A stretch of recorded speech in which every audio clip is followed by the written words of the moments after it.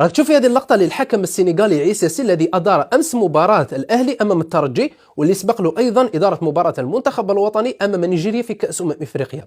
هذا الحكم من أنذل وأقذر ما شفت في الحكام في حياتي من خلال متابعتي لكرة القدم وفي العالم. حكم حقير لوحد الدرجة أنه بعد نهاية المباراة بين الأهلي والترجي راح وقف في وسط الميدان، جبت بطاقة حمراء، والراجل فيكم يجي يهضر معايا، الراجل فيكم يخزر بواحد النظرة، نظرة استحقار واستعلاء وتكبر للاعبي الاهلي والستاف تكنيك تاع الراجل فيكم يجي يهضر معايا. راني حاب نعرف حجم النفوذ لدى هذا الحكم الحقير الذي ذبح المنتخب الوطني في كأس افريقيا الاخيره من الوريد الى الوريد. واش عنده في يديه؟ واش حكم على الاتحاد الافريقي باش يدير هذو اللقطات؟ هذا الحكم مثلا في كأس العالم يقوم بهذه اللقطه، او في كأس العالم للانديه، او يحطه مثلا في منافسه عالميه، يعني تهديد مباشر للاعبي الاهلي. الراجل فيكم يجي لي ينتقدني ولا يهضر معايا، الماتش الجاي في الروتور ما تلعبش بكل سهوله. لازم الاتحاد الافريقي يعاقب، انه لو كان ما يعاقبوش راح تولي ظاهره، وجميع حكم بعد ما يخربها في المباراه يجبد بطاقه حمراء ويريح